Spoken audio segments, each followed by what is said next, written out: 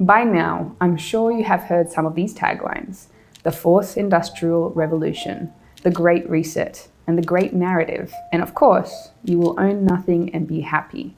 And I'm sure you've seen the face of this guy being praised as a visionary who will guide our world into a prosperous future. But what does that really mean? And what is the World Economic Forum's plan for the world in 2030? Will it be a world of increased inclusion, equity, and freedom for all?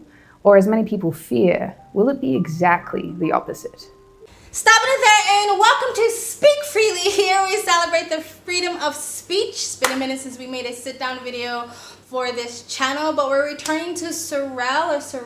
She is again quite a big YouTuber here on this channel. She has two channels. One is sort of photography and travel, and the other one is sort of finance and kind of talking about how finance is sort of connected to cultural and political things that are happening around the world. And she does a really good job breaking things down precisely. I can tell she does tons of research in the information she's talking about in this video. Of course, do your own research, but I'm giving her all the credit for everything she's saying, and we're just going to react to it, and then I'll give you my commentary based on what she's saying. She's talking about the Great Reset, and a lot of people have started talking about this lately. I've seen so many channels talk about this, and I'm happy that they are, because it makes it less of this taboo and tinfoil hat sounding conspiracy theory when it's actually happening. There is a World Economic Forum, and they came out with this list of all the things they want to happen in the future, and one of them is you'll own nothing and be happy for it, and it's a bunch of other stuff that we're not going to get into in this video. So she's going to basically be talking about what she believes is going to happen by 2030 based on what the World Economic Forum objective is and what they've been saying. Alright, so right back into it. But before you do, if you like type of videos, please like, comment, and subscribe. Hit the bell to get the notifications when I do upload. All of that really does help with the algorithm, guys. And if you'd like to support this channel any further, you can donate. My PayPal and Cash App links in the description box below and sometimes in the comment section. Of course, it helps, but you don't have to. You can just like, comment, and subscribe. Another great way to support this channel is visit my brand new merch shop. And the links to all the eternal platforms I'm on, my socials, including my Twitter, all the ways to support me and all the ways to contact me for business is always in the links down below. Other than that, sit back, relax, and continue to enjoy the video. Alright, here we go. I'm not here to answer that question, but what I would like to do is propose a hypothetical future scenario. A scenario that the WEF is promoting and the type of world we could be living in by 2030. A world where your property, your identity, your money could be owned and controlled by your government. At the end of the video, I do want you to make up your own mind whether you think the WEF is a force for good on the planet, or if we should be having some concerns and if we should be asking some questions. So let's get into it, shall we? Stopping it there, I know we're early on in the video, but it's interesting when she talks about the government controlling your money, because we've already seen bank accounts get shut down because of people's political ideology, and we've already also seen people not be able to raise money like a GoFundMe because of the political ideology. One of the big ones is the truckers in Canada, the trucking protests. Their crowdfunding was shut down. And speaking of truckers, Canada and Justin Trudeau is also a good example of that. Basically threatening to shut people's bank account down if they continue to protest, and purely based on political and cultural ideology. So we've already seen people having their money either frozen, taken away, or refuse to give it to them, their account shut down based purely off of your political ideology. Especially we've seen that in Canada and in other countries. So if that's already happening now, maybe on a smaller scale, I can definitely see that happening on a larger scale. If you don't comply with what we believe the right morals or values or principles of how society should be, then you're not going to have access to your money, or you won't be able to participate in the banking system. Especially when everything goes digital, it'll be harder for you to actually just survive in society, because if everything's digital and you don't have access to it because of whatever you're because of thought policing, then you can't really participate in society anymore, right? They're already going to be tapping into crypto and Bitcoin, so that's really not going to be safe anymore either. So I just thought that part was interesting. Okay, this video is long, so I really need to shut up and just get back into the video. All right, let's continue. To make my case today, I am going to be speaking about what I believe could be the three main pillars that surround the World Economic Forum's agenda for 2030 and discussing some of the things that they are promoting around the now famous event called the Great Reset. Before I start though, I just want you to keep two things in mind. Number one, the World Economic Forum and the leader, Klaus Schwab, haven't been elected by anyone. Yet despite this fact, they are trying to influence politics all around the world in order to transform the planet that we live on. Secondly, all of the resources that I'm sharing in this video are coming from verifiable sources, many of which are directly from the WEF's website. If you want to confirm any of the information, there is more info in the description. So let us discuss the three hypothetical pillars and how it might affect our lives. Pillar 1, surveillance. The first pillar in the 2030 agenda is the possibility of total surveillance of every single one of us. And the way the WEF could achieve this is by us requiring a new form of identification. The World Economic Forum suggests that every single person on the planet will receive a new form of digital ID, which they say would help promote a world of inclusion where everyone has more access to basic services. But they also suggest this ID could be linked to absolutely everything in your life. It could be required to book plane and train tickets and track where it is you're going. This digital ID would be needed to access social media, the internet, bank accounts, and even a requirement in order to spend your money. And without your ID, it's possible you may not be able to buy anything at all. And who would control your digital ID and the data it contains? Well, of course, your government would. In short, absolutely every action you take in your modern life could be tracked by this new type of personal ID. What your online habits are, where you go, what you buy online, what you say online, and so much more. And stopping it there, I literally just said that. Like when everything goes digital and you have to buy everything digitally, and then if they start shutting or limiting access to your money, to your digital currency because of thought policing, because you're not following whatever new global warming mandates or whatever mandates they put into place, that you won't be able to actually function in society anymore.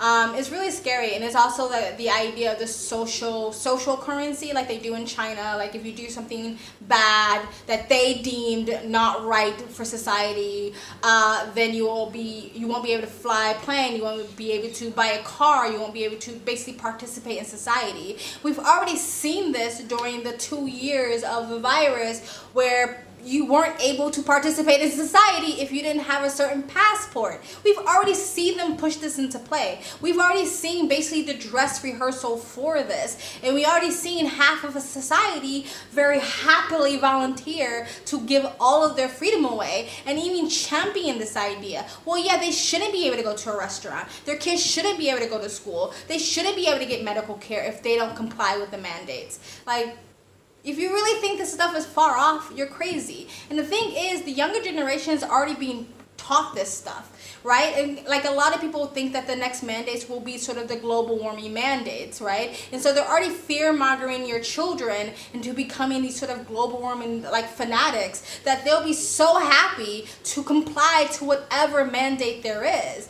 It only takes a generation and a half or two to completely change a culture's perception and belief systems. So you might think this is crazy, but like the younger generation is going to be like, this is just normal. What are you freaking out about? Just saying. But anyway, let's continue. Say online and so much more. And if you think this kind of a system is a little bit worrying, well, you're not the only one that thinks this way. Just recently, Kenya's High Court ruled a digital ID system to be illegal in the country because they fear it could be abused by the government in order to violate a person's basic right to privacy. But the WEF doesn't agree. They think it's going to do more good than harm. Because the 1% and the billionaires and the trillionaires know what's best for us, this dumb little working class people, right? I love Kenya for this, and Africa has been a beast when it comes to standing up against these mandates. They were the ones who was like, no, we don't want any more of the pokes. Don't send them here. They don't work. We're good. And that's when all of a sudden they said that new strain came from Africa, but it really didn't. It came from Europe. I'm not saying Africa is absent of corruption, because there's a lot of corruption in certain countries in Africa, but there are certain countries in Africa that have been very, very allowing a lot of this American ideology and mindset to sort of affect their countries, which I say good on you. Like, America is not the ones to look up to anymore and emulate. Like, seriously. Anyway, let's continue.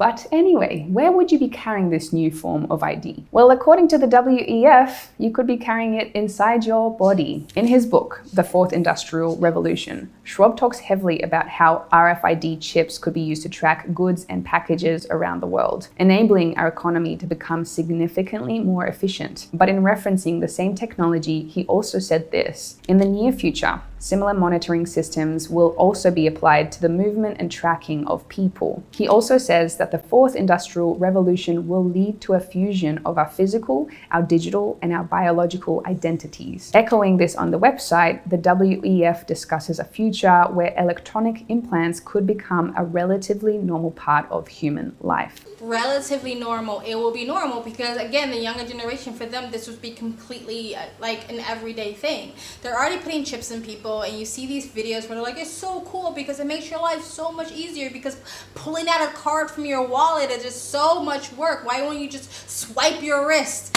instead? They're going to push this into society by using that. They're going to use influencers and make it cool and popular and trendy. They're going to make it seem it makes your life so much easier and efficient, because Westerners are obsessed with making things easier and efficient.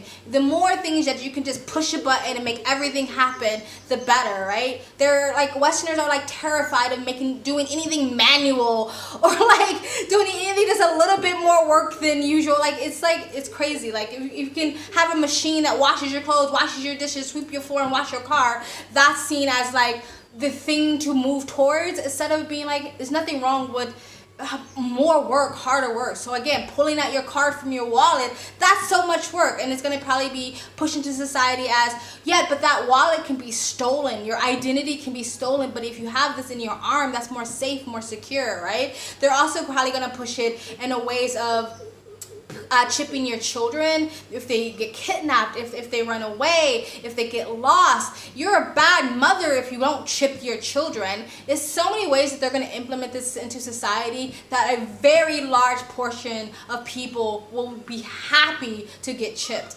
But I'm not a Christian anymore, but I remember what the Bible said about fucking markings and chips and shit like that. I'm not doing it, bitch. Not fucking doing it.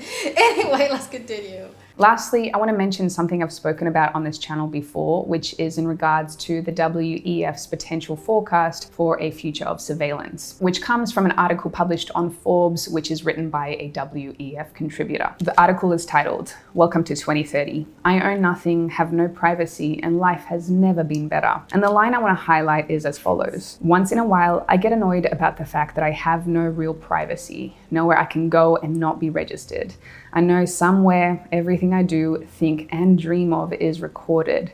I just hope that nobody will use it against me." To be clear, this article was written by Ida Auken, who is a Danish politician and also a member of the WEF, writing as a contributor for the World Economic Forum. So this is pillar number 1, surveillance. And later on, I'm going to be talking about how the world of surveillance ties in with pillar 3. But for now, let's talk about the second pillar, which is finance. Pillar 2, finance.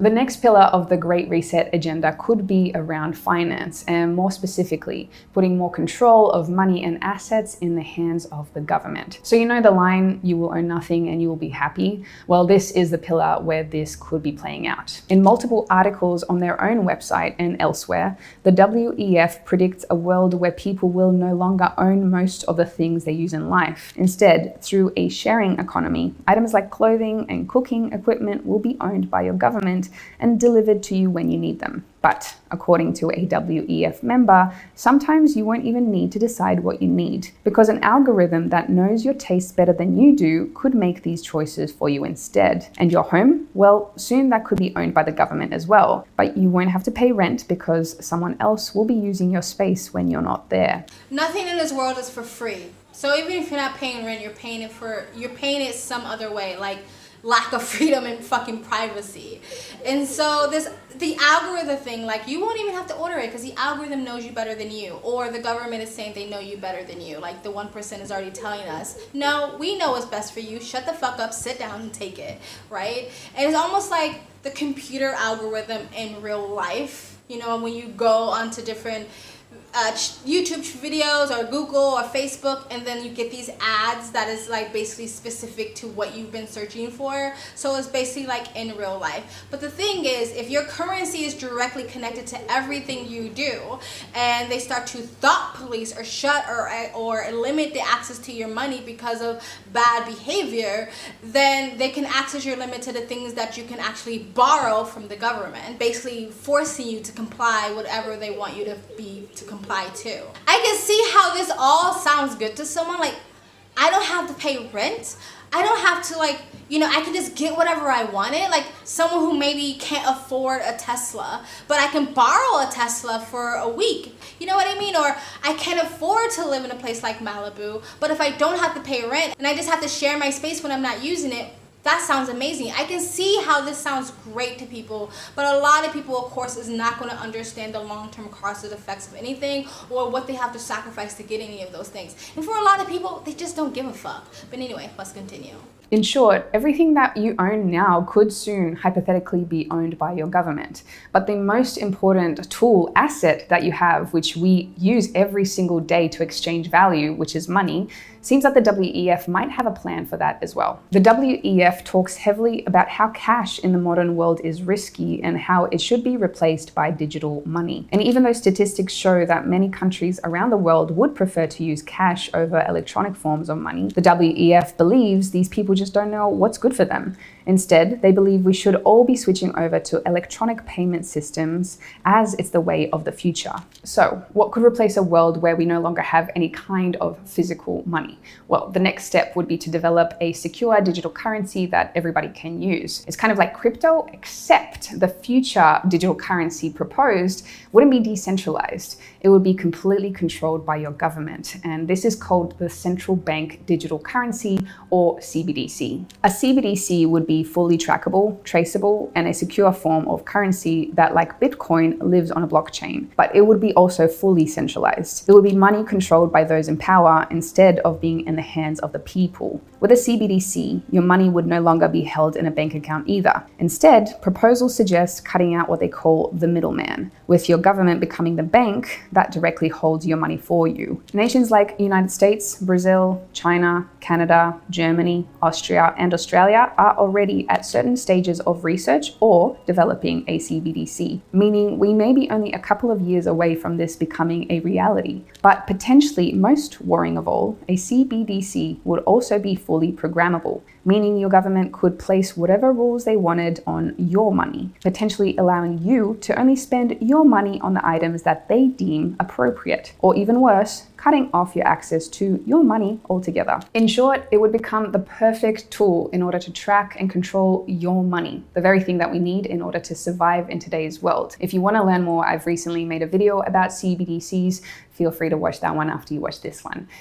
The whole they may only allow you to spend your money on the things that they say is okay, that they say is right for society. Like, I don't know how true I know that Chinese social sort of currency or social control is true. Basically, if you behave badly, then you have the lack of access to things. But one of them that I heard was true, and I don't know for sure, but this is what I've heard, is like if you buy too much alcohol. Like, let's say you go to the grocery store and you buy one too many bottles of wine, they will mark you and say, well, actually, that's bad. That makes you a bad citizen. You're consuming too much alcohol. So we're going to mark you down for bad behavior, and we're going to take points away from your social score, right? And so I can see that happening here. And again, I can see how some people will be like, but what's wrong with that? That's going to help people who are alcoholics. That's going to help people have a better society. That's going to prevent drunk driving. I can see why people will buy into this. But again, not having the wisdom to understand what this can lead to in the future. But again, the younger generation already are being indoctrinated into these things, so they will be happy to usher these things in. But anyway, let's continue. Pillar 3, scoring. Finally, the last part of the WEF's hypothetical plan for 2030 is scoring, basically ranking human beings against each other based on almost every single action that they take, and this is called the social credit system. Simply put, it is judging how good or bad of a citizen you are based on almost every single thing that you do in your day-to-day life, rewarding people who are doing things that the government likes and punishing people that do the opposite. Sounds depressing? Well, there is already one place on Earth that has implemented this system. China. Today, China has already the world's most restrictive social credit system. It's a system where citizens are ranked based on almost everything they do in day-to-day life. From how long they play video games to how well they drive, what their shopping habits are, and whether they buy too many luxury items, and especially what they say online as well as who they associate with. If a person's score gets too low, they can lose access to things in life that many of us would argue are human rights. Things like a passport, bank loans, or access to putting their children in a good school. And if your score gets low enough, there are even reports the governments can come and take your dog away. Only a few years ago, China was already banning upwards of 20 million people a year from buying a plane or train ticket because their social credit score was too low. And guess who is a big fan of China's system and the country's current leader? You guessed it, this guy. Klaus Schwab recently gave China's president a glowing introduction at World Economic Forum event and praised Xi's leadership as well as his nation's economic achievements. Don't like the idea of a credit score? Well, unfortunately, they soon could be coming to a country near you. The first social credit system in Europe is set to begin rolling out in Italy later this year. And the Australian city of Darwin has also proposed one as well. A social credit system like this would neatly slot in with the surveillance pillar, and it would make the scoring of every individual very easy because if we all have digital IDs, we could easily be scored on our every action. Now, I personally believe that the very idea of a social credit system is disgusting. Pinning humans against each other and ranking them based on their behavior? No, thank you. But whether you feel as strongly about this issue as I do or not, there is one thing that really can't be argued with, that a system like this would eventually mean that the government would control the people and how they live. It would mean that people would have to act the way that the government would want them to act. And those that don't toe the line, they would lose their rights and privileges. Financial privileges, economic privileges, and basic human freedoms. To me, this sounds like the perfect way of controlling a population and removing everybody's individual free will. But hey, maybe that's just me. I'd love to know your thoughts. The conclusion. In the end, these three hypothetical pillars seem to be pointing to one eventuality: absolute control. The control of people by tracking their every move. The control of a society by locking down its access to money and the things they need to survive. And the control of an individual's behavior and choices with a restrictive social credit system. And to me, it does seem like the WEF is promoting things that could make this kind of a system a reality. As I said at the start of this video, I really want you to make up your own mind about what you believe is going on. But as you do, just remember this. The WEF is an organization that none of us have elected. An organization that is funded by some of the richest and most powerful companies that have ever existed. It's an organization that is installing its young global leaders in political cabinets all around the world to shape the laws of our nations. And seemingly, it's an organization that thinks it knows better than we do about the individual choices we should all be making. Personally, I want to live in a world where I get to make my own choices, that I get to decide what I want to do and what I enjoy, and not having some government or algorithm deciding this for me, where I get to say what I want, where I get to associate with who I want without the fear of having some imaginary brownie points taken away from me, and where my financial future is still in my own hands, so I can decide if I want to buy or own things that bring me joy. I could be wrong, but it seems that the WEF doesn't want this for us. So do tell me again, who elected these people in order for them to dictate the kind of future that we are going to be potentially living in? Not me, and I guarantee not you either. So let me know your thoughts below and stay tuned for more on this topic very soon. I think that she did a really good job putting that video together, and yeah, she's right. No one elected these people. and they are controlling a lot of our lives right now, or they're trying to. Earlier she brought up the whole like having to have an ID just to access social media. Again, they have that in China. You have to type in your ID just to access social media, which makes people censor themselves because whatever you say is tracked directly back to you. You cannot be anonymous on social media when it comes to China. I'm sure there's a way to get around it. I'm sure there's hackers and really smart people, but technically you're not supposed to be anonymous on social media in China. Unfortunately, like, I'm not black-pilled and I'm not pessimistic. A lot of things have already been implemented to make sure this stuff happens, and it is, again, backed by some of the richest people on this fucking planet. I just don't see this stopping. I don't maybe we can slow it down, and maybe there are countries that can escape it, like a place like Kenya, who just put their foot down and say no.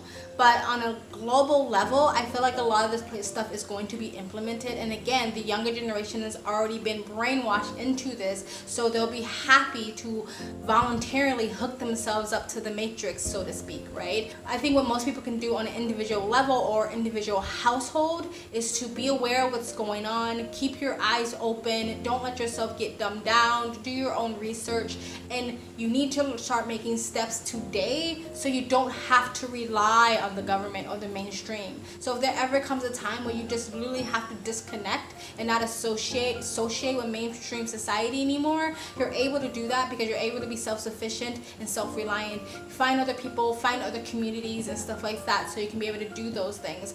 I don't think that this is some sort of dystopian nightmare that's going to happen in 100 years. I really do think that this is going to happen in our lifetime, and unless you're okay with this, and a lot of people will be okay with this because people just, it's easier. It's just easier to be plugged in, right? It's easier to just be like, fine, whatever, I don't care. But for the ones who really do care, you have to really be almost a freedom fanatic. And that goes for my conservatives and my religious folks too, who are against legalizing drugs or against legalizing prostitution or even want to make porn illegal. You can't pick and choose when you want the government to have more control over you or not. Either you want the government to have control over your individual choices, or you don't want the government to have control over your individual choices. You really have to be a pure freedom fanatic. Again, unless someone's not physically hurting you or taking your property or doing that to anyone else in your community, your loved ones, your family, you should let people do and live their lives. We should be so in love with freedom that we will not compromise on that at all. But anyway, guys, tell me what you think in the comment section below. This video is really long, so just like, comment, subscribe, hit the bell to get the notifications when I do upload, and you guys have an amazing day.